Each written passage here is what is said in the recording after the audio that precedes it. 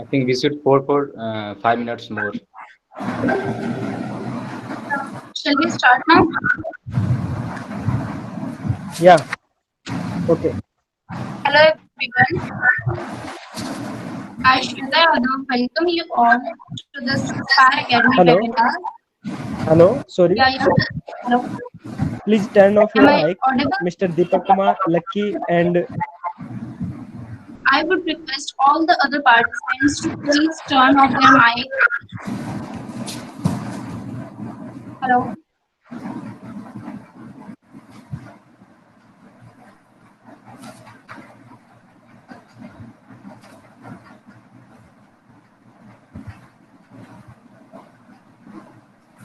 Shall I proceed?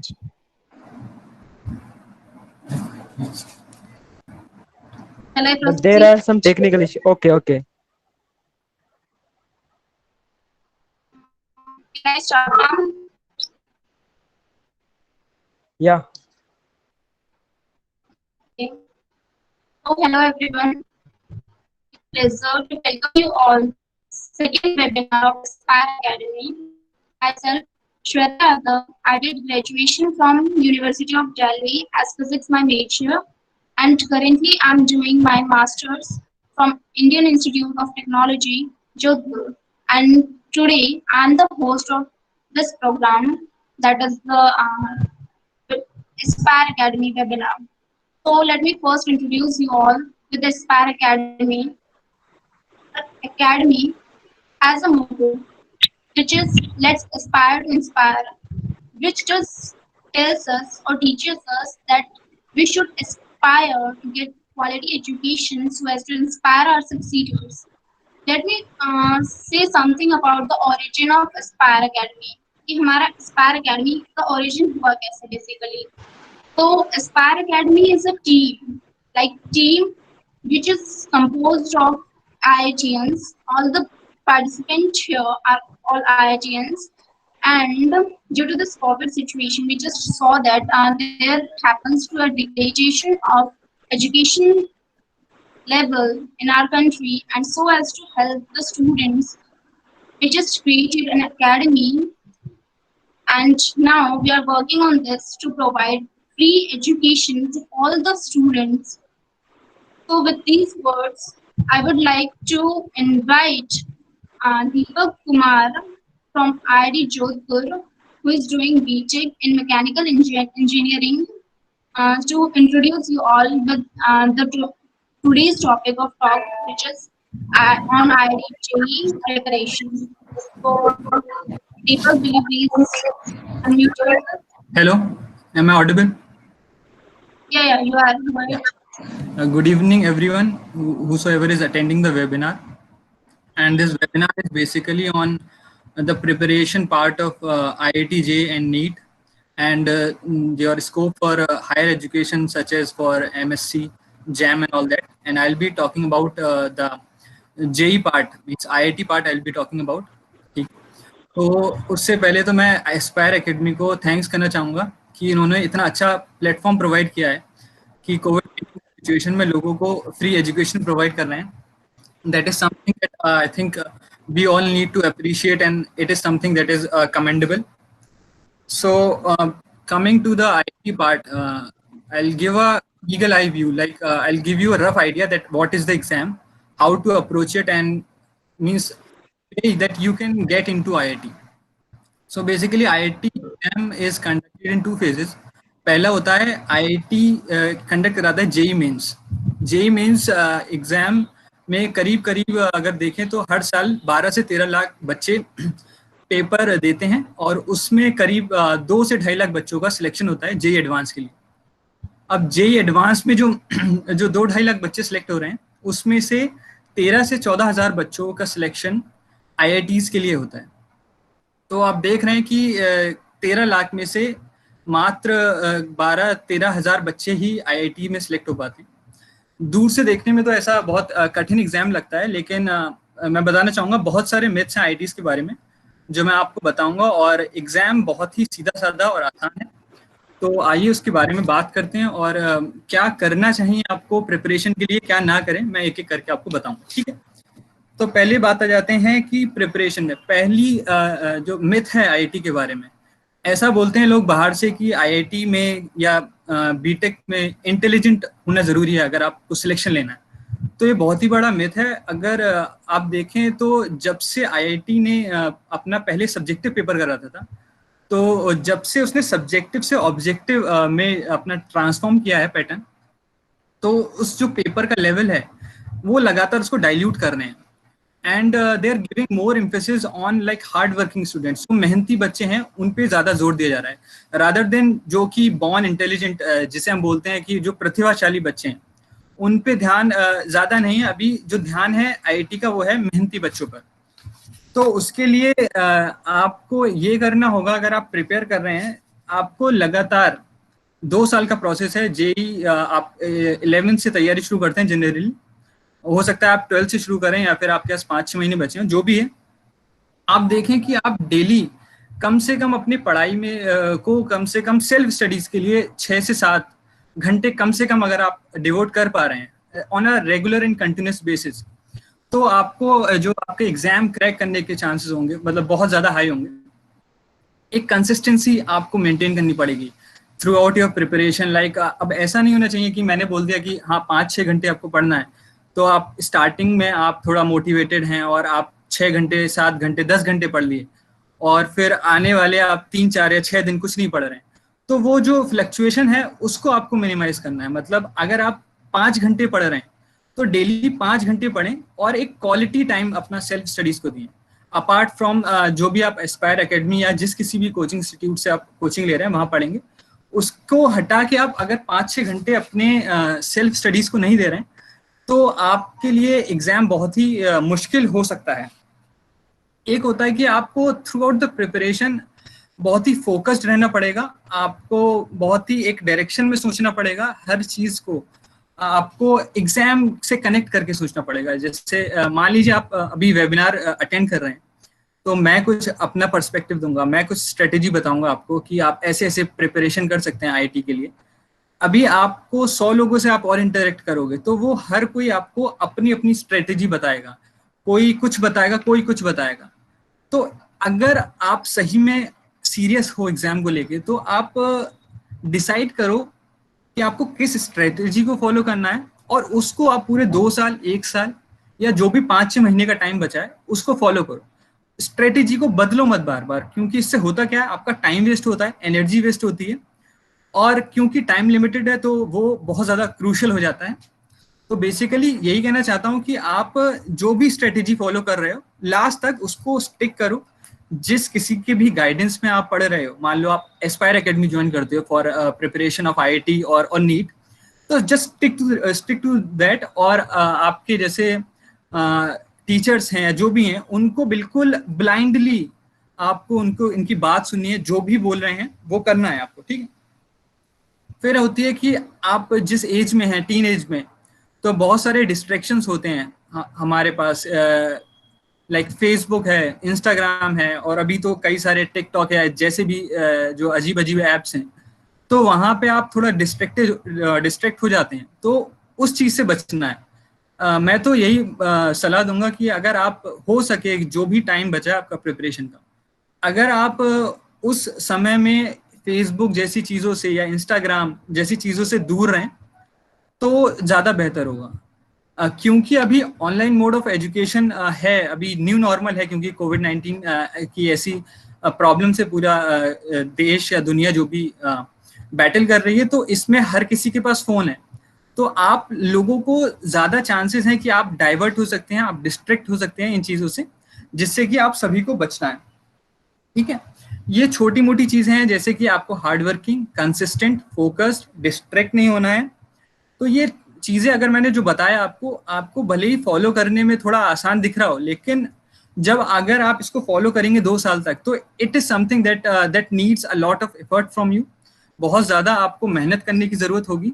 चीज़ें छोटी सी हैं दिखने में, लेकिन उनको अगर आपको फॉलो करना है और अगर पूरी ईमानदारी से आप उसको फॉलो करते हैं, तो आपकी तरफ से पूरा 100% देने की ज़रूरत है। प्लस एक चीज़ और बताना चाहूँगा कि आईआईटी के एग्ज़ाम में जो बच्चे हैं प्रिपरेशन के बीच में उनको ऐसा लगता है कि आईआईटी के क्वेश्चंस लाइक शॉर्टकट्स मिल जाए उन्हें, या फिर कोई छोटा तरीका मिल जाए जिससे भी क्वेश्चन को सॉल्व कर पाए। तो ये भी एक मिथ है, और ऐसा कुछ नहीं होता। एक प्रॉपर प्रोसीजर होता है हर क्वेश्चन को सॉल्व करने का, and you should be completely like being focused on the concepts rather than कि आप चीजों को मगअप कर रहे हो, रट रहे हो। तो उस चीज से बचना है। आपको कंसेप्ट क्लैरिटी होना बहुत जरूरी है। अगर आप कंसेप्ट पे फोकस करते हो, अगर डेली 3, 4, 5 या 6 घंटे जो भी दे रहे हो, दे दोगे, तो आपका गारंटीड सिलेक्शन पक्का है। और ये भी है कि अगर आप एक बार आईआईटी की प्रिपरेशन करते हो 1 या 2 साल, आप होना सिलेक्शन या ना होना वो अलग बात है, लेकिन उस प्रोसेस में जो 2 साल आप मेहनत करोगे, उसमें आप पाओगे you'll completely get transformed। आप पूरी तरीके से बदल जाओगे, आपको मेहनत करने की आदत लग जाएगी। And I am sure like जिसको हार्ड वर्क की आदत है, जिसको मेहनत करने की आदत है, there is nothing difficult for him. अगर मेहनती इंसान जो भी करना चाहे वो कर सकता है, जो भी गोल अचीव करना चाहता है वो आसानी से कर सकता है।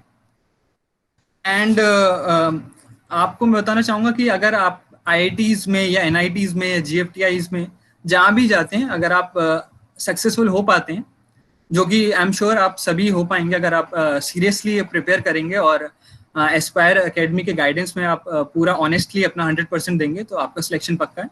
तो अब जब आप इन इंस्टीट्यूट्स में जाएंगे तो आपको देखेंगे कि आप बहुत ही ज़्यादा डाइवर्स क्राउड से आप इंटरेक्ट करेंगे। लाइक ऐसा नहीं है कि आईआईटीज आप बीटेक कर रहे हैं तो आप इंजीनियर ही बनेंगे।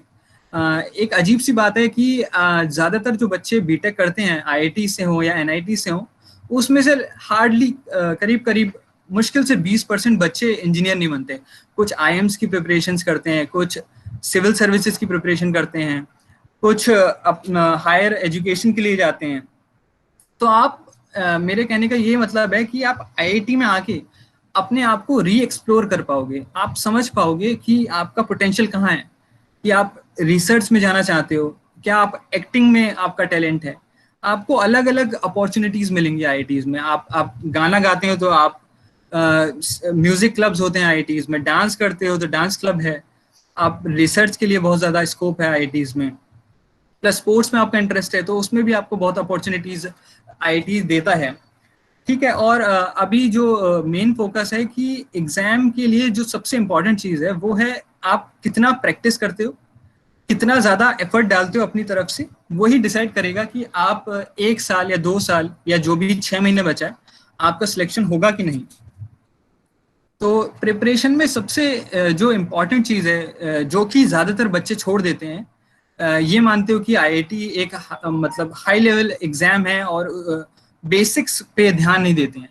तो सबसे ज़्यादा जो इम्पोर्टेंट चीज़ है and the thing on which you need to focus the most is like you need to read the NCERTs line by line. आपको हर एक लाइन एनसीईआरटी की अपनी टिप्स पे होनी चाहिए, specially for like for subject such as chemistry और physics में ऑलमोस्ट सब जितना भी आता है उसमें से ऑलमोस्ट फिजिक्स में 50% एनसीईआरटी से रहता है जेईई मेंस में। और जहाँ तक केमिस्ट्री की बात है तो आई एम श्योर कि जब मेरे टाइम पे पेपर होता था तो उसमें करीब अगर आपने एनसीईआरटी पढ़ रखी है तो आपको 120 मार्क्स का एग्जाम होता था केमिस्ट्री के लिए। तो उसमें आप 70, 80, 90 अगर एनसीईआरटी की क्लैरिटी है तो आप 80, 90 स्कोर आसानी से कर सकते हैं। और ये तो आपको पता ही होगा कि जो कट ऑफ रहती है अभी, तो I am not that aware about the cut off, but जो तभी जब 360 मार्क्स का एग्जाम होता था तो कट ऑफ अराउंड 100 and 115 रहती थी। तो आप इमेजिन कर सकते हो कि अगर आप 115 या 100 कट ऑफ है और आप 80 या 90 केमिस्ट्री में ले आते हैं, तो आप देख लो कि आपको फिजिक्स में और मैथ्स में कितना कम मेहनत करने की जरूरत है। आप एक सेफ साइड पे आ जाते हैं अगर आप केमिस्ट्री पूरा ईमानदारी से ऑनेस्टली अगर एनसीईआरटी से पढ़ें। फिजिक्स में भी कुछ टॉपिक्स हैं लाइक सेमीकंडक्टर है और 1-2 टॉपिक और हैं जिसके बारे में लकी सर बताएंगे।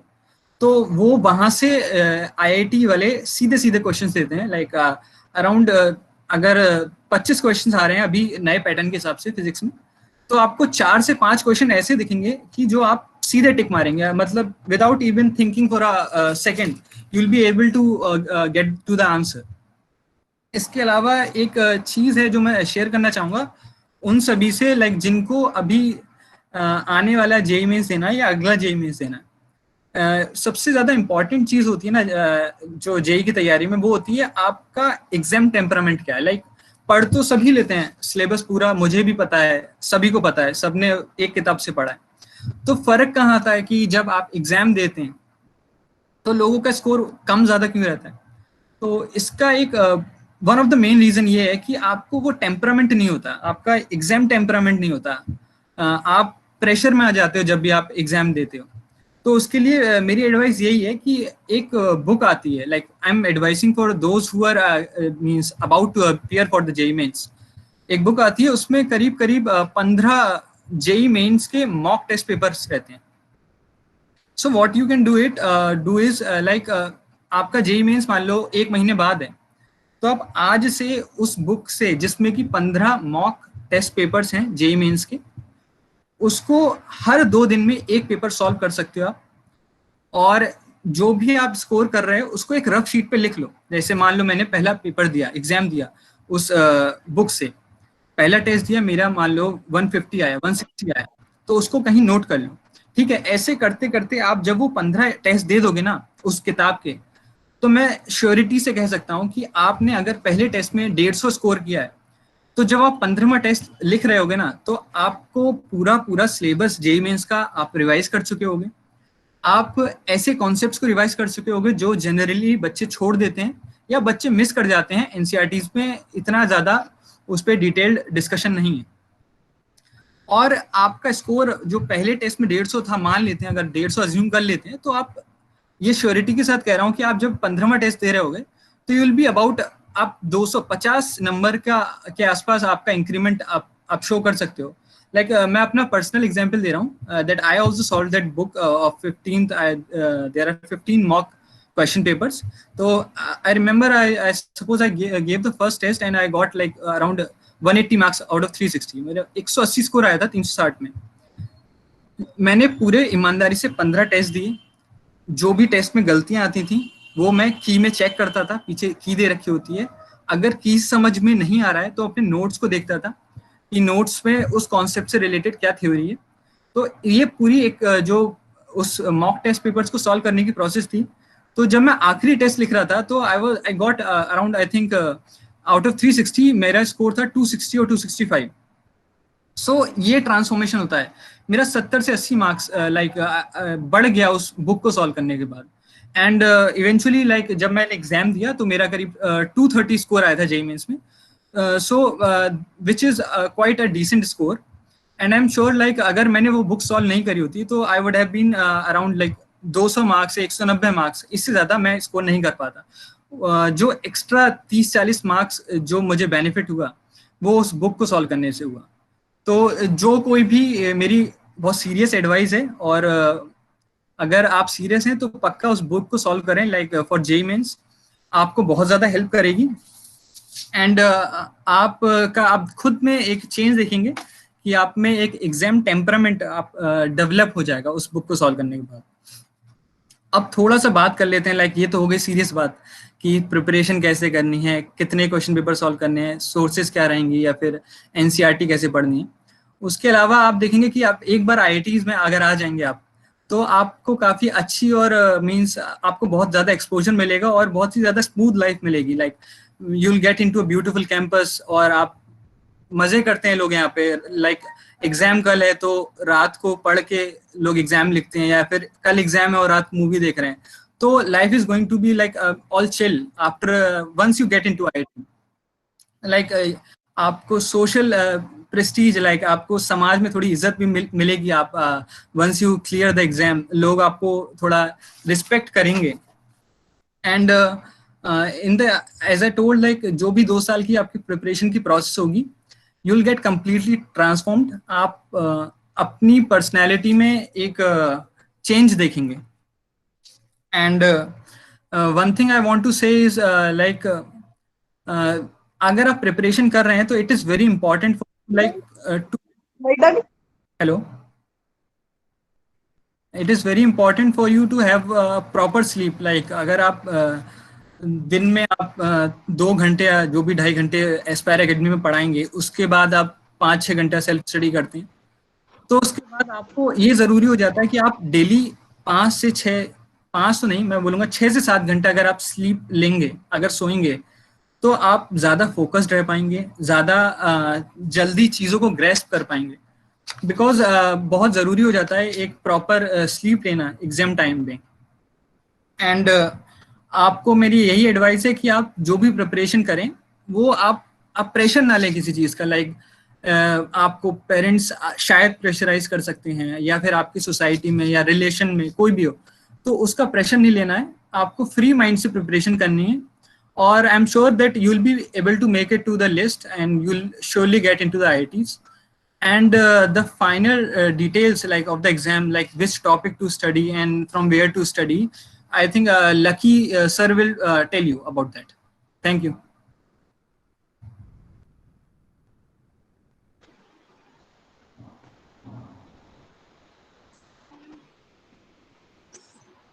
So I would request Lucky sir, will you please unmute your mic? Hello. Yes, we can hear. I am Lucky. I am doing electrical engineering in IIT Jodhpur.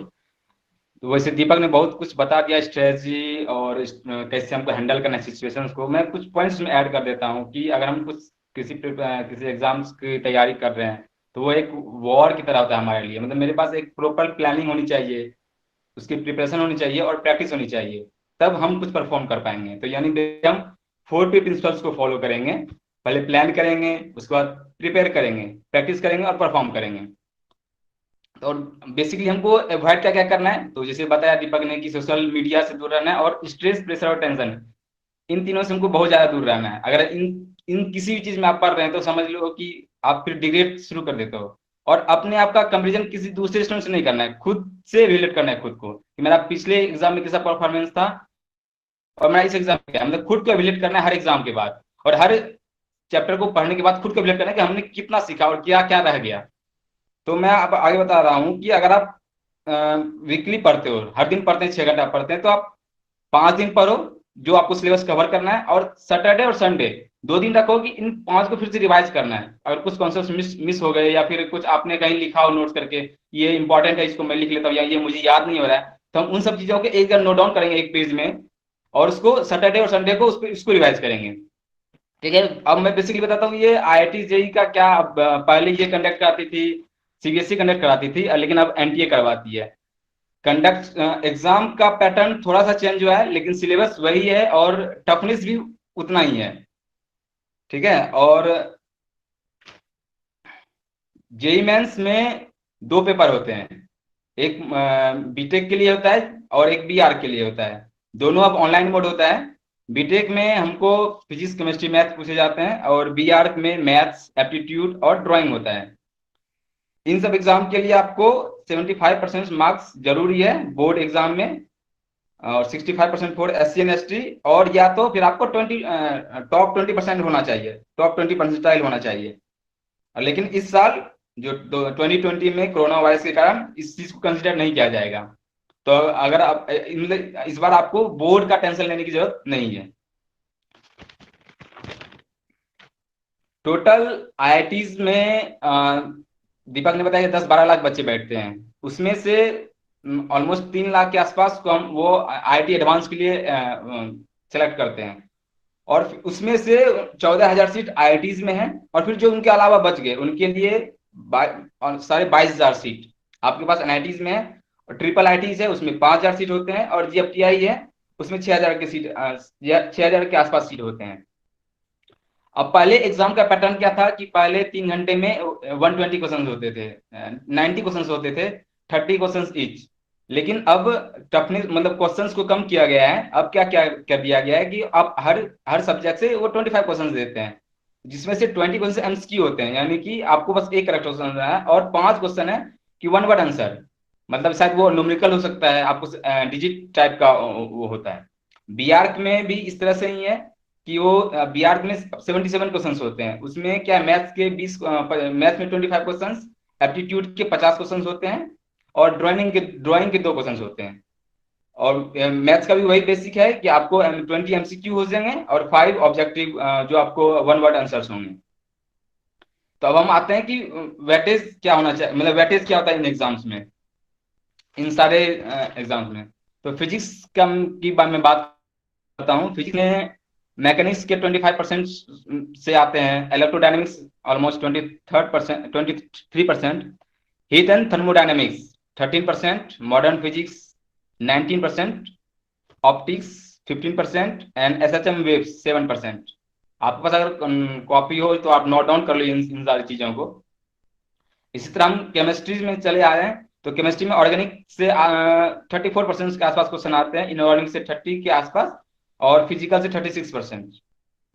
और maths में हम आए तो मैथ्स में एक major part तो calculus ही होता है, और सबसे इंपॉर्टेंट कैलकुलस को माना भी जाता है। तो differential calculus 16%, probability 7%, integral calculus 17%, matrix determinant 11%, coordinate geometry and 3D vector 14%, and trigonometry 8%। अब इन सिलेबसों के बारे में आप थोड़ा बेसिकली बताता हूँ। मैथ में टोटल 16 टॉपिक्स हैं, उनमें से हर टॉपिक से कुछ ना कुछ क्वेश्चंस आते हैं, लेकिन कुछ टॉपिक्स हैं जो बहुत इजी हैं, हम इजीली उसको रेफर कर सकते हैं without any help. Sets, relation, function, mathematical induction और मैथमेटिकल रीजनिंग, इन 3 से सेट्स, रिलेशन, फंक्शन से क्वेश्चंस, डायरेक्ट क्वेश्चंस नहीं आते हैं, लेकिन इनका यूज हर क्वेश्चंस में हो सकता है। मतलब अगर आपने इसको सही से नहीं पढ़ा है तो आप आंसर आने के बावजूद भी आंसर नहीं लगा पाएंगे, क्योंकि उसमें वो सेट्स एंड रिलेशन का यूज करते हैं। तो आपको इसकी प्रॉपर नॉलेज होनी चाहिए कि कोई फंक्शन किस तरह से वर्क करता है, या कोई सेट या रिलेशन का क्या वो है फंक्शन के साथ। मैथमेटिकल इंडक्शन और मैथमेटिकल रीजनिंग, इनसे तो आपको मिनिमम एक क्वेश्चन फिक्स है, यानी कि मिनिमम 2 क्वेश्चन तो आप इजीली कर सकते हो, यानी कि आपको मिनिमम 8 मार्क्स तो आ गए मैथ में, ये कोई नहीं रोक सकता अगर आपने अच्छे से करी है इन टॉपिक्स को तो। और ये एक दिन में खत्म होने वाला टॉपिक है, आप एक दिन बैठो आराम से शांत माइंड से, तो आपका ये 8 नंबर कोई नहीं रोक सकता। ठीक है, टोटल मैथ में 16 टॉपिक्स हैं, और मैं बात सजेस्ट करूंगा कि 3D वेक्टर और कोऑर्डिनेट ज्योमेट्री, इन सबों को आप एनसीईआरटी से पढ़ो। Probability, coordinate geometry, 3D vector और वेक्टर अलजेब्रा, इन 3 टॉपिक्स को आप ट्रूली एनसीईआरटी पहले रेफर करो, सारे क्वेश्चंस को अच्छे से करो इन 3 टॉपिक्स के।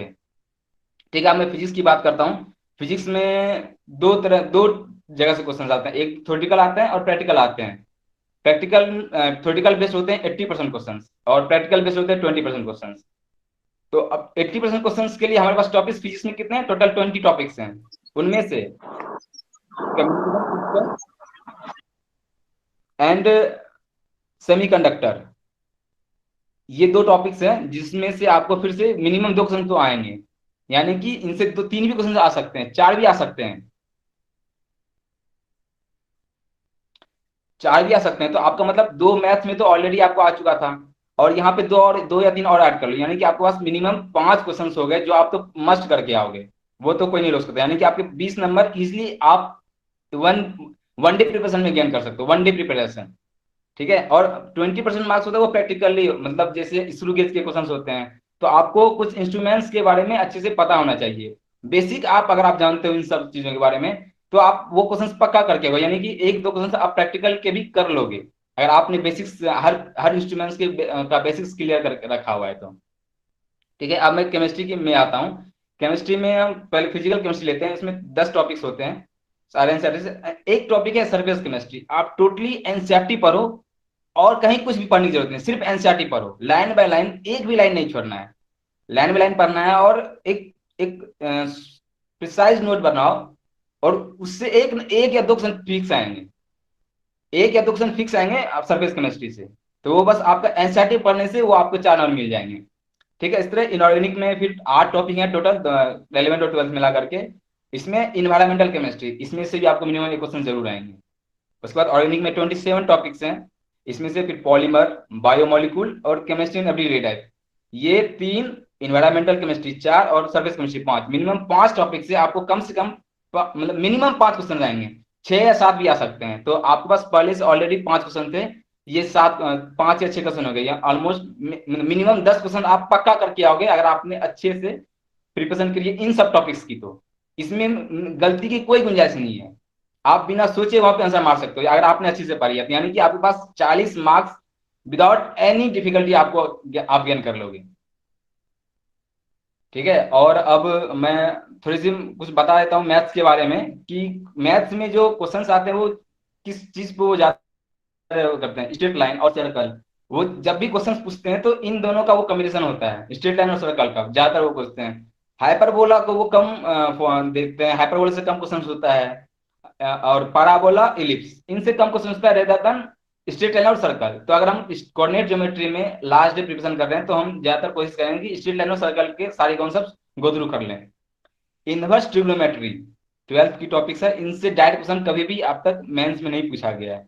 इनके यूज आ सकते हैं, इनका मतलब आपको इसके बारे में बस बेसिक्स पता होना चाहिए, इनवर्स ट्रिग्नोमेट्री होता क्या है। मेंस की बात नहीं कर रहा हूँ, कि इनसे डायरेक्ट क्वेश्चन अभी तक नहीं आया है मेंस में, तो आप इसको छोड़ भी सकते हो, लेकिन आपको एक ब्रीफ छोटा सा नॉलेज होना चाहिए कि इनवर्स ट्रिग्नोमेट्री होता क्या है। इसी तरह से लिमिट्स, ये भी इजी टॉपिक है, अगर आपको आपका कॉन्सेप्ट क्लियर है तो ये क्वेश्चन भी आप आराम से करके आओगे। लिमिट्स में आपका इनवर्स ट्रिग्नोमेट्री में यूज हो सकता है, ये जैसे मैंने कहा इनवर्स ट्रिग्नोमेट्री के डायरेक्ट क्वेश्चंस नहीं आते, इनवर्स ट्रिग्नोमेट्री का यूज आपको लिमिट्स में, डिफरेंशिएशन में, इंटीग्रेशन जैसे टॉपिक्स में वो कहीं भी ऐड कर देंगे। तो अगर आप इनवर्स ट्रिग्नोमेट्री में कहीं से भी आपने थोड़ा सा भी नॉलेज रखा हुआ है कि साइन इनवर्स ऑफ एक्स क्या होता है, कॉस इनवर्स ऑफ एक्स क्या होता है, इनका रिलेशन क्या है, तो बस ऐसे ही रिलेटेड कुछ क्वेश्चन होते हैं। तो आपको लिमिट्स, डिफरेंशिएशन और इंटीग्रेशन, इसको तो बहुत ही अच्छे से क्लियर करके रखना है। और इंटीग्रेशन में वो डिफिनिट इंटीग्रेशन पे ज्यादा फोकस करते हैं, इनडिफिनिट पे कम। तो आप जब डिफिनिट, एक्चुअली क्या है कि इंडिफिनिट के कम प्रॉपर्टीज हैं और डेफिनिट के ज्यादा हैं, तो वो प्रॉपर्टीज बेस्ड क्वेश्चन पूछते हैं। तो आप डिफिनिट की जितनी भी प्रॉपर्टीज हैं उस पर ज्यादा फोकस करो, उससे रिलेटेड क्वेश्चंस बनाओ। ओके, और लास्ट में बता दूंगा कि ये डिफरेंशियल इक्वेशन से क्वेश्चन फिक्स आते हैं, आप इसके लिए भी एनसीईआरटी अच्छे से पढ़ो, ये भी क्वेश्चन फिक्स बन जाएंगे। ये भी रेदन इजी टॉपिक्स है, मैट्रिक्स डिटर्मिनेंट्स इजी टॉपिक्स हैं। और एक आपके पास रहता है, फिर अगर आपने वेक्टर अलजेब्रा और 3D ज्योमेट्री एनसीईआरटी से अच्छे से किया है तो 2 या 3 क्वेश्चन से मस्ट रहते हैं, तो ये भी आपका क्लियर है। यानी कि अगर आपने मतलब गिन के ये 10 टॉपिक्स होंगे, अगर इसमें आपने इस 10 टॉपिक्स की अच्छी से प्रिपरेशन कर ली तो आपके कम से कम 15 क्वेश्चन यानी 60 to 70 मार्क्स आप इजिली गेन कर सकते हो। और किसी के पास अगर कुछ क्वेश्चन हो तो वो पूछ सकते हो।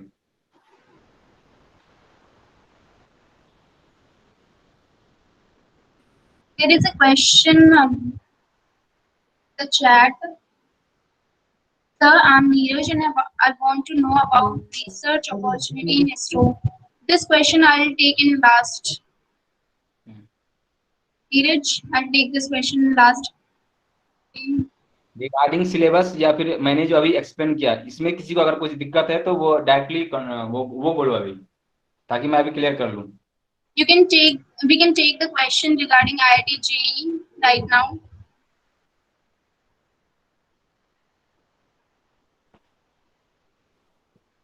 Yeah, there is a question. Please tell us the life about life in IIT. Focus on preparation. Right now, focus on preparation. Actually. Okay. Regarding this Okay. अगर क्वेश्चन है तो वो क्वेश्चन पूछो, और कभी भी स्ट्रेस नहीं लेना है, और आईआईटी भी इजीली हो जाएगा, बस स्ट्रेस नहीं लेना है। मतलब जो निगेटिविटी है इनको दूर रखना है, और फिर आईआईटी इन लाइफ में खुद देख लोगे। Okay. I'll thank Deepak and Lucky for your informative talk. I wish this would be helpful for all of us. Now, coming to the next session, I would now request Suresh Kumar, who is doing. I would now request Suresh Kumar, who is studying in University of Delhi. He'll take queries regarding NEET. So, Suresh, will you please unmute yourself? Yeah, it is. It is audible. Okay. Yeah, you are audible. First, yeah, thank you, Sweta. First of all, I introduce myself. My name is Suresh, and I graduated from Delhi University last year. And now I'm preparing for UPSA and also for entrance of MSc and botany honors. So let's talk about NEET exam and various other exam about biology exam. So पहले तो हम बात करेंगे NEET के लिए। तो उसमें MBBS करने के लिए सबसे पहले नीट का एग्जाम क्वालिफाई करना पड़ता है हमें, और उसका एग्जाम 720 का होगा। 720 मार्क्स का एग्जाम होता है, और उसमें 60 क्वेश्चन के हिसाब से आते हैं। 45 क्वेश्चन के हिसाब से 3 पेयर्स बनते हैं, फिजिक्स, केमिस्ट्री एंड बायोलॉजी। तो हम बायोलॉजी के बारे में बात करते हैं अभी। उसमें बॉटनी और जूलॉजी के इक्वल क्वेश्चन होते हैं और इक्वल वेटेज होता है मार्क्स का भी। तो फर्स्ट ऑफ ऑल मैं बॉटनी से हूँ, तो मैं आपको बॉटनी के बारे में अच्छे से बता पाऊंगा कि बॉटनी के क्वेश्चन कहाँ कहाँ से पुटअप होते हैं और क्या क्या सिलेबस रहता है और क्या क्या हम उसमें अच्छे से प्रिपेयर कर सकते हैं। सबसे पहले हम सब लोग बोलते हैं कि हमें एनसीईआरटी कवर करनी चाहिए। तो एनसीईआरटी के बारे में तो सब लोग बोलते हैं, तो एनसीईआरटी पढ़नी जरूरी है। लेकिन एनसीईआरटी के साथ साथ हमें कौन कौन से क्वेश्चन अटेंड करने हैं या फिर कौन से टॉपिक्स पे ज्यादा फोकस करना है, उसके बारे में मैं बात करूंगा अभी। तो पहला टॉपिक तो है प्लांट फिजियोलॉजी, जिसमें बहुत सारे क्वेश्चन पुटअप होते हैं जो लोगों को समझ नहीं आते हैं। 12th पास बच्चे होते हैं तो उनको फिजियोलॉजी का इतना नॉलेज होता नहीं है। आफ्टर एनसीईआरटी पढ़ने के बाद भी एनसीईआरटी में भी बहुत कॉम्प्लिकेटेड तरीके से वो चैप्टर समझा रखे हैं। तो इसके बारे में हम अच्छे से बात कर सकते हैं। प्लांट फिजियो में फोटोसिंथेसिस, रेस्पिरेशन कैसे होता है, क्या होता है, तो उसमें क्वेश्चन बहुत अच्छे से पुट होते हैं। जेड स्कीम में हो गया, या फिर cyclic, non cyclic photosynthesis, Z plus scheme क्या होता है, और ट्राई साइक्लिक साइकिल्स क्या होते हैं, ये सब इसके बारे में हम अच्छे से पढ़ेंगे बाद में जब हम क्लास अटेंड करेंगे।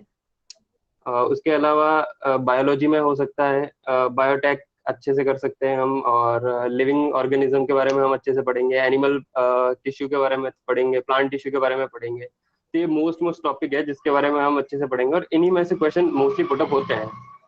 और 90 क्वेश्चन टोटल आएंगे, उसमें से आप 90 में से 80 क्वेश्चन भी आप प्रॉपर अटेंड करते हो तो इसका काफी वेटेज मिलता है आपको बायोलॉजी में। मतलब आप केमिस्ट्री और फिजिक्स तो पढ़ना ही है खैर। तो फिजिक्स में मान लो कुछ बच्चे कमजोर होते हैं, जैसे मैं फिजिक्स में इतना अच्छा नहीं था तो मेरा सिलेक्शन नहीं हो पाया था। तो वैसे ही हम फिजिक्स को थोड़ा सा कम वेटेज देकर बायोलॉजी को ज्यादा दे देते हैं, तो हो सकता है हमारा अच्छे से सिलेक्शन हो जाए। और केमिस्ट्री पे ज्यादा जोर दे तो सिलेक्शन हो सकता है बहुत इजीली। और इसके अलावा नीट में काफी कॉम्प्लिकेशंस तो आती है बच्चों में पढ़ने में।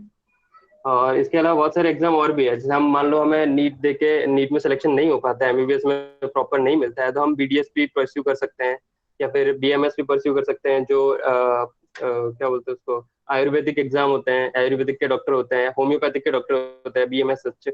और इसके अलावा हम बी फार्मा में भी जा सकते हैं, फिजियोथेरेपिस्ट भी बन सकते हैं बीपीटी करके। उसके अलावा डी फार्मा हो गया, बी फार्मा हो गया, बीएससी के लिए भी अप्लाई कर सकते हैं। तो मैं डीयू से पढ़ा हूँ एक्चुअली, तो मैं आपको डीयू के बारे में भी इंफॉर्मेशन दे देता हूँ कि मान लो आपका एमबीबीएस में सिलेक्शन नहीं हो पाता है तो हम दिल्ली यूनिवर्सिटी से कैसे ग्रेजुएट हो सकते हैं। तो फर्स्ट ऑफ ऑल उसके लिए मार्क्स ज्यादा चाहिए होते हैं। मान लो जिन बच्चों का क्लियर नहीं हो पाता है तो वो टेंशन लेने की जरूरत नहीं है उसमें। तो उसके लिए हमें पहले तो 12th के मार्क्स देखने पड़ते हैं कि 12th के परसेंटेज के बेस पे हमें एडमिशन मिलता है वहाँ।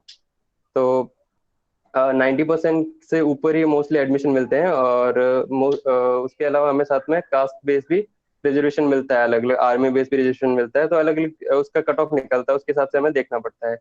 तो उसमें भी बहुत सारे अच्छे अच्छे कॉलेज है, आप उसमें एडमिशन ले सकते हैं, जैसे स्टीफन कॉलेज हो गया, और हिंदू कॉलेज हो गया, रामजस हो गया, लेडी हार्डिंग कॉलेज हो गए, ये मेडिकल कॉलेज है खैर। उसके अलावा लेडी श्रीराम कॉलेज हो गया, एसएलआर हो गया, एसआरसीसी हो गया, ये बहुत सारे ऐसे कॉलेज है जिसमें अच्छे से एडमिशन लेके हम बहुत कुछ सीख सकते हैं। उसके अलावा बहुत सारी सोसाइटी जो है जो हमें बहुत कुछ सिखाती है। उसके अलावा जिपमर का एग्जाम होते हैं। पहले क्या होता था कि रिसेंटली अभी इन्होंने इंडियन गवर्नमेंट ने नेशनल मेडिकल कमीशन लाया है। तो पहले मेडिकल काउंसिलिंग ऑफ इंडिया होता था, तो जिसमें क्या अलग अलग एग्जाम होते थे, जैसे एम्स का अलग हो गया, नीट का अलग हो गया। अब क्या कर दिया इन्होंने, सबका एक कॉमन एंट्रेंस टेस्ट कर दिया है जिसको हम नीट बोल रहे हैं अभी। तो उसमें ओवरऑल 40,000 के आसपास सीटें हैं। तो उसमें से अभी हमें सीट मिलना बहुत आसान हो गया है। पहले थोड़ा मुश्किल होता था कि हमें अच्छे से कॉलेज नहीं मिल पाते थे, लेकिन अभी प्राइवेट कॉलेज भी हो गए, गवर्नमेंट कॉलेज भी हो गए, तो एक साथ इंक्लूड होके इसकी कट ऑफ बनती है। तो उस नीट के कट ऑफ के हिसाब से आपको एडमिशन मिलता है प्राइवेट कॉलेज में भी। तो आप प्राइवेट कॉलेज में भी एडमिशन ले सकते हैं। और इसके अलावा हम बात करेंगे आईसीएआर की। तो आईसीएआर भी एक अच्छा सा इंस्टीट्यूट है जिसमें हम एग्रीकल्चर में बीएससी कर सकते हैं, और या फिर एग्रीकल्चर में डॉक्टरेट कर सकते हैं, पोस्ट ग्रेजुएशन भी कर सकते हैं। तो एक एग्रीकल्चर भी बहुत अच्छा ऑप्शन रहता है जो बच्चे परस्यू करते हैं मोस्टली। बट उसके लिए आपको एग्रीकल्चर 12th में एग्रीकल्चर होना भी चाहिए, और बायोलॉजी के बच्चे भी एग्रीकल्चर में एग्जाम दे सकते हैं आईसीआर का। तो आईसीआर के एग्जाम के बेस पे आपको एग्रीकल्चर में बीएससी होती है। उसके अलावा आपके पास जो क्वेरी हो कुछ तो आप मुझे पूछ सकते हैं।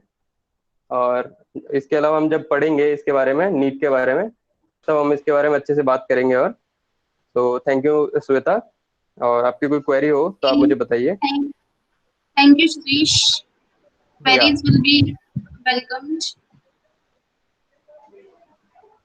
Okay, thank you, Suresh.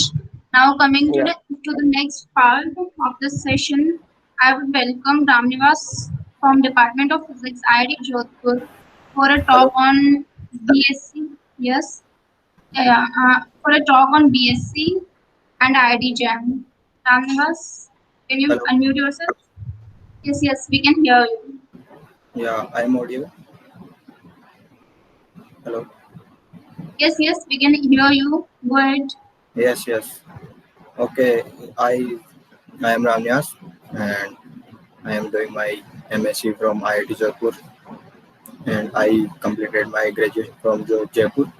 And मैं आपसे बात करूँगा कि IIT JEE के बाद में जैसे 10+2 में आपने साइंस ले ली, और 10+2 के बाद में आपके क्या ऑप्शंस रहते हैं।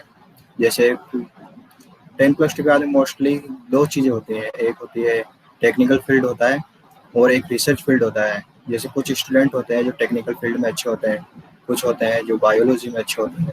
तो जो टेक्निकल फील्ड में अच्छे होते हैं वो IIT JEE के थ्रू IIT में पहुंच जाते हैं और बीटेक कर लेते हैं, अच्छी जॉब मिल जाती है उन्हें किसी कंपनी में। और नीट में भी आप बायोलॉजी से करके, जैसा सुरेश ने बताया, आपको अच्छी अपॉर्चुनिटी मिलती है। बट सम स्टूडेंट ऐसे होते हैं जो उनको किसी फिक्स टॉपिक में इंटरेस्ट होता है।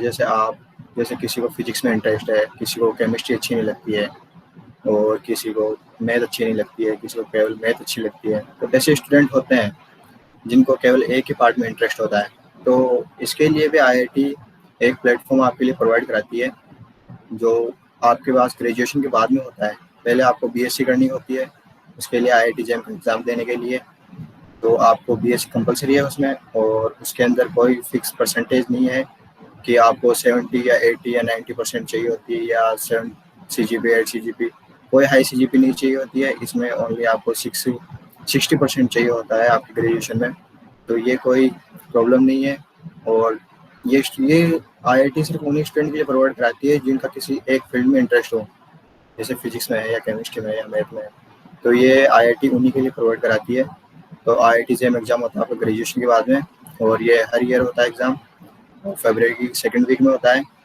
इस ईयर भी था और नेक्स्ट ईयर भी होगा। इस नेक्स्ट ईयर IISc बेंगलोर का एग्ज़ाम कंडक्ट करवा रही है, और आई थिंक शायद 14 फरवरी को एग्ज़ाम है इस बार।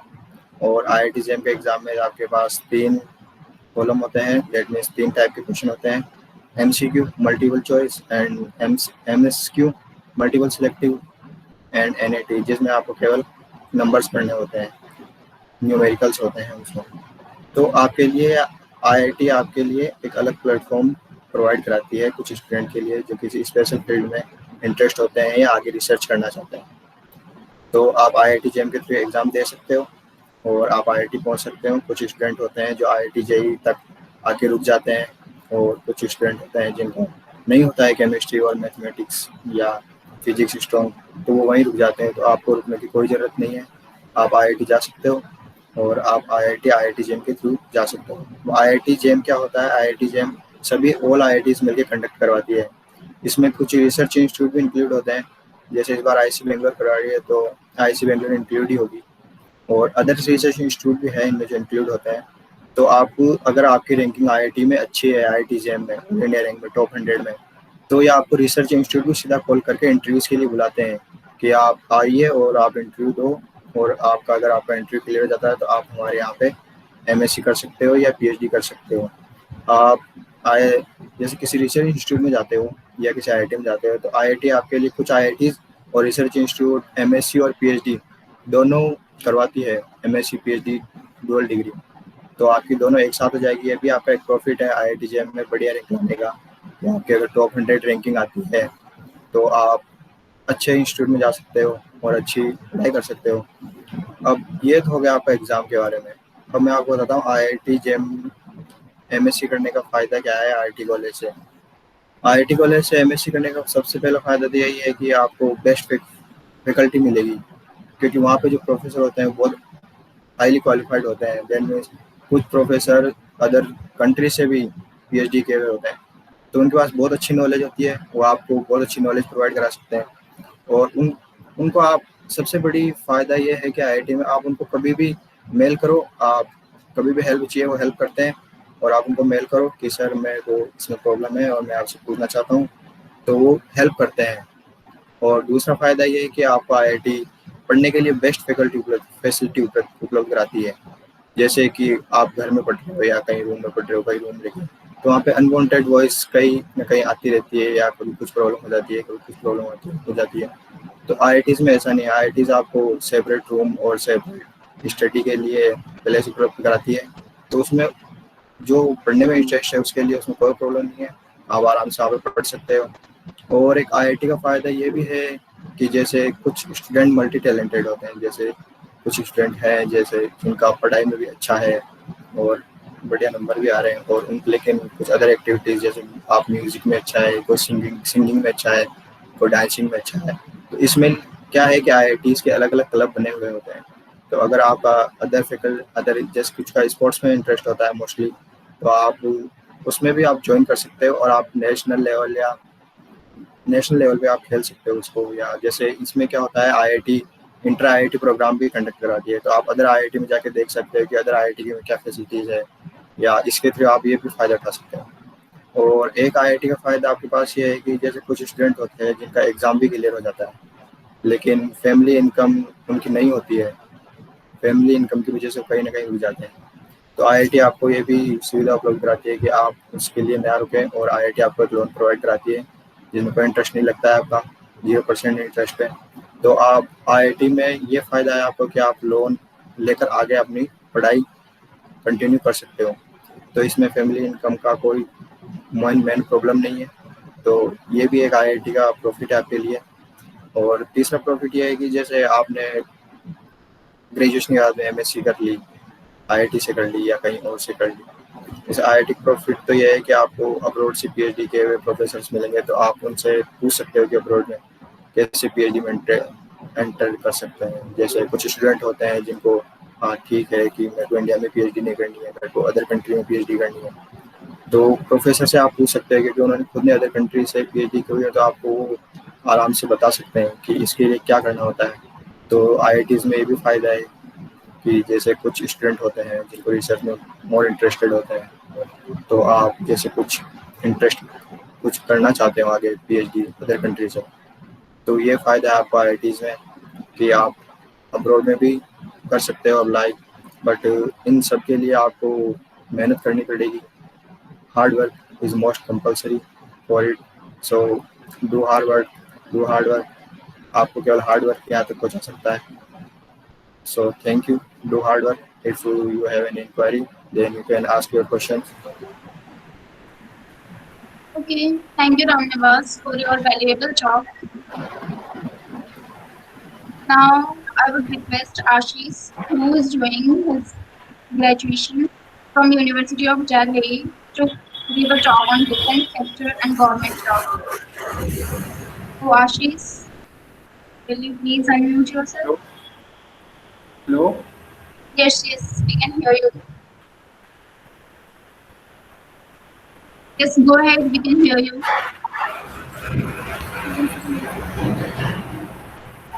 Hello guys, myself Ashish Singh Kaur from Bangalore University English. Hello, Ashish, can you please speak louder? Okay. Hello guys, myself Ashish Singh Tamar from Bangalore University in the specialization of analytical chemistry. तो सभी teachers ने बताया कि आपको IIT में NEET में कैसे जाते हैं, उनकी लाइफ क्या होती है और आगे जाके आप क्या क्या कर सकते हैं उस फील्ड में। अब मैं आपका मेरा मेन फोकस रहेगा आईआईटी जेईई एग्जाम पर, क्योंकि आप आईआईटी जेईई एग्जाम की प्रिपरेशन करते करते 5 ऐसे एग्जाम्स हैं जिसकी आप प्रिपरेशन कर लेते हैं और आपको पता भी नहीं चलता। उन एग्जाम्स के बारे में आपको इंट्रोड्यूस करवाऊंगा। इसमें से फर्स्ट है एनडीए, नेशनल डिफेंस एकेडमी। आप जानते होंगे उसके बारे में, तो नहीं जानते मैं बताता हूँ आपको। नेशनल डिफेंस एकेडमी कैसे ज्वाइन करते हैं, कैसे जाते हैं, एग्जाम कैसे होता है, कहाँ पे है। National defence academy Khadakwasla, Pune, Maharashtra में है। और वो बच्चों को और जैसे कैडेट्स होते हैं उनको रिक्रूट करती है। और किसमें जो प्रोफेसर क्या होता है, जिसमें जो बड़े बड़े ऑफिसर्स होते हैं, ऑफिसर्स पोजीशन होती है, उस पर रिक्रूट करती है बच्चों को। तो उसके लिए कैसे क्या करना पड़ता है, तो उसके लिए जैसे आपने आईआईटी जेईई की कोचिंग की है, तो उसके अंदर 2 एग्जाम होते हैं, मैथ्स और एक जनरल अवेयरनेस का। तो मैथ्स की जो आप यहाँ पे आईआईटी जेईई में हमारे कोचिंग करेंगे, तो उसका जो पूरा प्रिपरेशन है सेम सिलेबस होता है। तो आप उसकी कोचिंग के साथ, उस आईआईटी जेईई की कोचिंग के साथ आप एनडीए की प्रिपरेशन ऑलमोस्ट पूरी कर लेंगे। तो जो एनडीए एकेडमी है, ये जो वर्ल्ड में सबसे बड़ी ऐसी एकेडमी है जहाँ पे तीनों service, army, air force and navy, जिसमें तीनों सर्विस के बच्चे रिक्रूट होते हैं। ओके, तो ये तो हो गया एनडीए। इसमें और फिर एनडीए के एग्जाम के बाद में एसएसबी इंटरव्यू होता है, सर्विस सिलेक्शन बोर्ड इंटरव्यू लेता है, जिससे आगे जिसके अंदर बच्चे 5 डेज का इंटरव्यू होता है और उसके अंदर मेडिकल टेस्ट वगैरह देंगे, जिसमें ऑफिसर सिलेक्शन होता है। तो एसएसबी इंटरव्यू में जाने के लिए आपको एनडीए का रिटन टेस्ट फाइट करना पड़ेगा। इसमें 120 मार्क्स का मैथ का पेपर होता है और 360 और अलग होता है जनरल अवेयरनेस का, वो 360 होता है। तो टोटल इसमें से जो कट ऑफ निकलती है वो आपको एसएसबी के लिए आगे रिक्रूट करती है। और एसएसबी इंटरव्यू में जाने के लिए एक तो हो गया आपका एनडीए, और दूसरा होता है कि आपकी कट ऑफ परसेंटेज बेस और जेईई मेन का जो आपका स्कोर होता है। जेईई मेन के स्कोर में क्या हुआ, जैसे कि हमने जेईई मेन का स्कोर दिया, आपके 100+ मार्क्स आ रहे हैं 360 में से, 150+ आ रहे हैं, 200+ आ रहे हैं। तो उस स्कोर के बेसिस पे आईआईटी जो एनडीए है, जो एसएसबी इंटरव्यू है वो दिया जा सकता है। एक तो जेईई मेन के स्कोर पे, और जो आपके 12th क्लास की जो परसेंटेज होती है, पीसीएम, ओनली पीसीएम, जिस केमिस्ट्री मैथ की जो कट ऑफ निकलती है 85, 90 जितनी भी आपकी, तो उसके बेसिस पे 2 ऐसे एग्जाम्स वैकेंसी आती है हर 6 महीने में 2 बार, जिसमें से आप एसएसबी इंटरव्यू डायरेक्ट फाइट कर सकते हैं बिना एनडीए एग्जाम के दिए हुए। तो उसके लिए आपको फॉर्म वगैरह अप्लाई करना पड़ता है, सब नॉर्मली होता है। तो उसमें आप देंगे उसको, फॉर्म फिल करें तो कट ऑफ निकलती है। जैसे अब मैंने दिया था 2016 में, तो उसकी कट ऑफ गई थी 85 to 60 पीसीएम में। एक 2 स्कीम होती है, एक तो टीईएस टेक्निकल एंट्री स्कीम, जिसमें हर 6 महीने में 90 वैकेंसी निकलती है, और एक होता है 10+2 बीटेक कैडेट नेवी। जो टीईएस है वो इंडियन आर्मी के लिए होता है, और जो टेक्निकल बेस एंट्री है 10+2 वो नेवी के लिए होती है। तो इसके अंदर आपकी वैकेंसी निकलती है हर 6 महीने में 2 बार। तो आप इनको अप्लाई करते हैं, तो इसके अंदर जो एप्लीकेशन फॉर्म डालते हैं उसमें आपका जेईई मेन का स्कोर पूछता है, और आपकी जो 12th क्लास की जो पीसीएम के नंबर्स हैं वो पूछते हैं। तो उसकी बेसिस पे कट ऑफ निकलती है और आप इसके लिए एलिजिबल हो जाते हैं 85 to 90। अब लगभग 90 जा रही होगी इसकी पीसीएम की, और जेईई मेन का स्कोर इसमें 100 to 150 के मिड में हो जाता है। तो उससे आप इसके अप्लाई करने के बाद में आप डायरेक्ट एसएसबी इंटरव्यू के लिए जा सकते हैं बिना एनडीए एग्जाम दिए हुए, क्योंकि उसमें आपका जेईई स्कोर पूछा जाता है और आपकी परसेंटेज। ये तो 3 ऐसे बड़े एग्जाम हो गए जो आपको डिफेंस के अंदर बड़ी पोस्ट पे, ऑफिसर पोस्ट पे आपको रिक्रूट करते हैं। अब आपको जो जेईई के साथ साथ 2 ऐसे एग्जाम हो रहे हैं जिसमें आप अपने आप जैसे अपने आप कोचिंग हो जाती है, आपको पता ही नहीं चलता कि आपकी तैयारी हो रही है। एयरफोर्स और नेवी 2 ऐसे एग्जाम है। एयरफोर्स के अंदर जो एग्जाम होता है वो लगभग वो भी हर ईयर 2 बार होता है हर साल में। तो उसके अंदर आपको क्या क्या करना होता है, आपके मैथ्स तो होगा ही, मैथ नेवी में भी होगा, एयरफोर्स में भी होगा, जो आप यहाँ पे कोचिंग करके पूरा अपना सिलेबस कर सकते हैं 11th-12th का। तो उसके लिए उसमें आपको थोड़ा जीके आना चाहिए, थोड़ी रीजनिंग आनी चाहिए और थोड़ी बहुत इंग्लिश आनी चाहिए। इस वजह से आप अगर आप ये कोचिंग कर लेंगे धीरे धीरे, अगर आपने अभी 10th पास किए रिसेंटली, तो आप यहाँ पे जाके कोचिंग करिए और जो आपका पूरा सिलेबस होगा वो उसको कवर करने का आप रिवीजन करिए उस पर, और आप अपने फॉर्म अप्लाई करिए और आप एग्जाम देखिए। आप एग्जाम देखेंगे तो आपको एक्सपीरियंस मिलेगा कि आप यहाँ पे कैसे जाया जाता है। आप मेन फोकस रखना आईआईटी पर। आईआईटी पर कोचिंग करोगे तो आप 12th के बाद में अपियरिंग 12th में आप इनके फॉर्म फिल करके आप एग्जाम दीजिए और वहाँ पे जाके एग्जाम फाइट करिए, इंटरव्यू फाइट करिए, तो उसके लिए आपको बहुत अच्छा नॉलेज मिलेगा। तो आप मेन मेरा मुद्दा यही रहेगा कि आप आईआईटी कोचिंग करें, उसके साथ साथ आपकी एनडीए और TS, BTech cadet navy, team और एयरफोर्स और नेवी, ये 5 एग्जाम आपकी ऑलमोस्ट प्रिपरेशन अपने आप हो जाएगी अगर आप आईआईटी की कोचिंग करते हैं।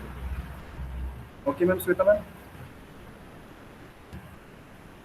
Hello Yes, hello. thank you, Rajesh, for your talk. Now coming to the next part, I'll introduce you all with some introductions, or I can say guidelines of the. Let me present my screen.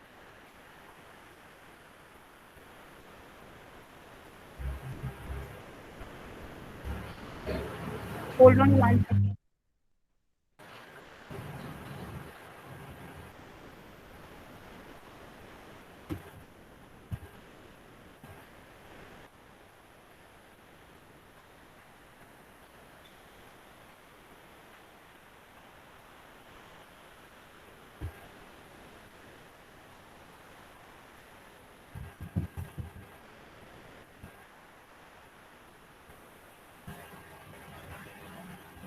Hello, can you see my screen? Hello, Yeah. Yeah. uh, there is a PPT. Can you see that? Hello, I get the. Yeah, I can see. Okay, fine. So, But okay, yeah, is there any problem? no problem. You can start. Okay then. Okay then. Talking to the introduction about free life classes, we Aspire Academy here come up with some guidelines. But before that, let me quote a quote by Neil Armstrong. Your best quote that reflects your approach. It is one small step for man, one giant leap for mankind. Hello. You are not audible.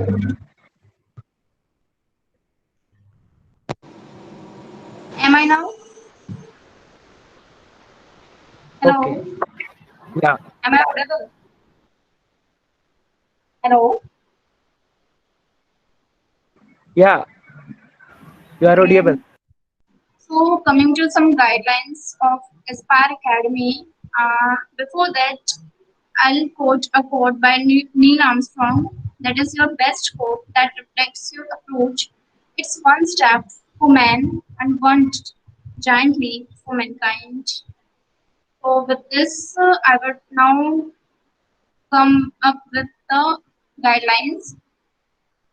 तो आप सभी को जैसे पता है कि हम जो हमारा बैच है 2020 का, oh sorry there is a typo here, we are having the 2020 batch. तो दिस 2020 बैच हम फ्री एजुकेशन प्रोवाइड करा रहे हैं, फ्री कोचिंग प्रोवाइड करा रहे हैं, IIT JEE, IIT JAM and NEET, इन सभी की फ्री कोचिंग प्रोवाइड करा रहे हैं। So there is a process by which you can register yourself. First of all, registration is mandatory, and for that registration, you need to send your mark sheet as your ID so that you can get access to the classroom app code, where you will be able to access live classes. And talking to the features, we'll schedule our classes of 40 to 60 minutes, and the timing will be for PCM. It would be PCM or PCB. For it would be from 9 a.m. to 12 noon. And या एक और feature है हमारे talk का कि आप हमारे सारे रिकॉर्डेड वीडियोस को लाइव एक्सेस कर सकते हो, and will take only 15 to 20 students in a batch.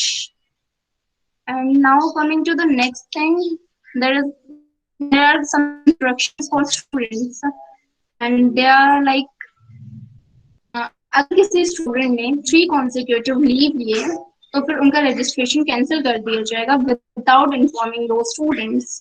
And for re-registration, you will be required to pay 1,000 rupees for the current batch. As we all know that, this 2020 batch is free of cost. That is, we are not making you to pay any fees for this batch. But if you will take leave, like consecutive 3 leaves without informing the faculties, then your registration will be cancelled, and for re-registration you will be required to pay 1,000 rupees. Hello? Yeah. Hello? Is there any problem? हाँ, आवाज नहीं आ रही थी अभी. Can you repeat now? Okay. Which slide? This slide can I repeat? Hello? हाँ हाँ आ रही है आवाज. May I know which slide I need to repeat? The last one? Yeah. Yeah. So there are some instructions for students. First instruction is that कि अगर आपने 3 consecutive leave Lee without informing any faculty or without any valid reason, then you will be liable for cancellation of your registration without the information to you. And for re-registration, you will be required to pay 1,000 rupees for the current batch. And the most important thing is discipline is mandatory. Discipline, we require discipline. Whether हम पढ़ाई कर रहे हैं या हम किसी चीज को ले रहे हैं, अगर हमारे अंदर सेल्फ डिसिप्लिन नहीं है किसी चीज को लेके, so will not be able to get success. और जैसा कि हम अपना टाइम डिवोट कर रहे हैं, we IITians are devoting our time, so we also expect you to be disciplined regarding your courses, regarding your topics. And one more information is that the next batch, for the current batch that we are starting from tomorrow or from that will notify you. But for the current batch, we are not paying you any fees. But for the next batch, which we are starting from, which we are making to start from 10th September, you will be required to pay a fee, which is 1,000 rupees respectively for physics, chemistry, and biology. And for all the 3 subjects, you will be required to pay 2,000 rupees for all the 3 subjects. And for any further queries, I would request you all to contact Hemant Verma. He is the director of Aspire Academy, and here is his WhatsApp number. You can take his number from here, and you can WhatsApp him for any further queries or regarding registration or anything like that.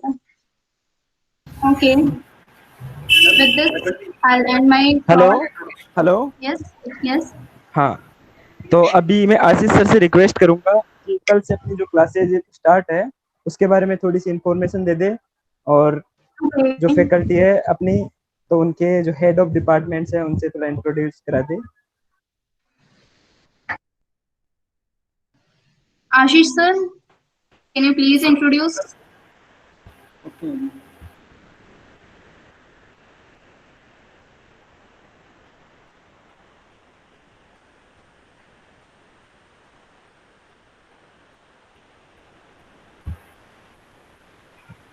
Hello Ashish sir.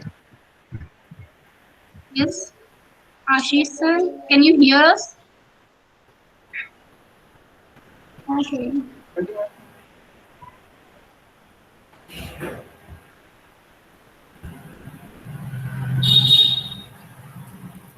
Hello. Hello. Yes, we can hear. Aspire academy जो हमने fully online free coaching centre खोला है, तो उसके जो director हमारे Hemant Verma sir हैं IIT Jodhpur से, जिन्होंने MS किया. और ये जो हमें फिजिक्स भी आपको फिजिक्स भी पढ़ाएंगे. तो हमारी जो मैथमेटिक्स फैकल्टी है वो ये है. यहाँ पे सब हर टीचर्स का जो हमारी हर फैकल्टी है उसका अलग अलग स्पेशलाइजेशन है, जिस सब्जेक्ट में वो स्पेशलाइजेशन किए हुए हैं वही सब्जेक्ट आपको अच्छे तरीके से पढ़ाएंगे। तो हमारे MK सर हैं, मुनेश कुमार सर, जो कि IIT बॉम्बे से MSc की उन्होंने, वो आपको कल 10 से 11 बजे आपको मैथ पढ़ाएंगे। और हमारे DS राठौर सर हैं, MNIT जयपुर से हैं, और जो नीतीश सर हैं वो IIT बॉम्बे से, ये भी आपको मैथ्स पढ़ाएंगे। अब जब इनका स्पेशलाइजेशन का टॉपिक आएगा तो आपको पढ़ाते रहेंगे। और याद रखिएगा मैथ की क्लास कल 10 बजे से मुनेश कुमार सर देंगे। अब हमारे फिजिक्स डिपार्टमेंट की बात करते हैं। Department of physics, Vyomesh sir जो कि IIT जोधपुर से बिलोंग करते हैं, पंकज सर जो कि IIT जोधपुर से, RK सर वो भी IIT जोधपुर से। और जो आपकी जो फिजिक्स की क्लास होगी वो 10 अगस्त से होगी, जो कि आपके हेमंत सर लेंगे ऑनलाइन क्लासेस गूगल मीट पर। और आपको क्लासरूम ऐप पर आपको जोड़ लिया जाएगा। अब है डिपार्टमेंट ऑफ केमिस्ट्री।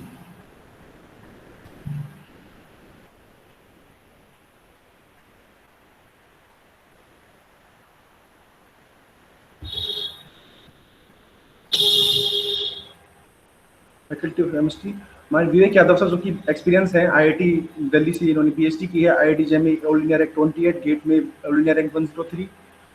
और ये मैं हूँ आशीष सिंह तंवर, जो बेंगलुरु यूनिवर्सिटी MSc की है। मैं आपको केमिस्ट्री के अंदर फिजिकल केमिस्ट्री पढ़ाऊंगा। और राजेश सर IIT मुंबई से, ये आपको ऑर्गेनिक पढ़ाएंगे।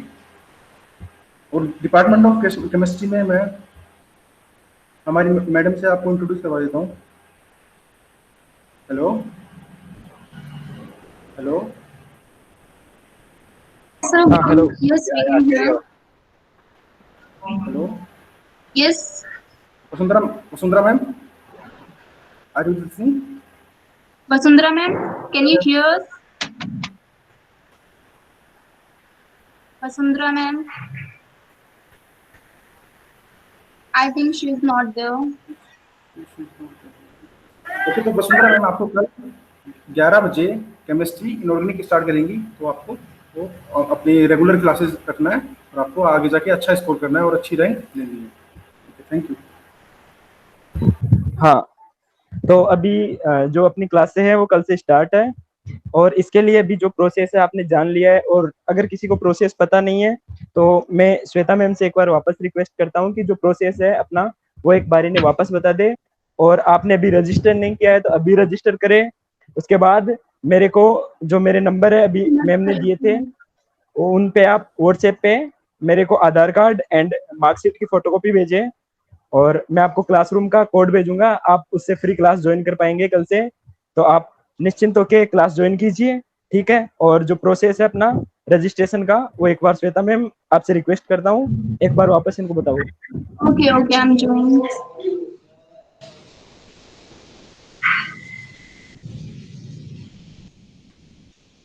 Can you see my screen?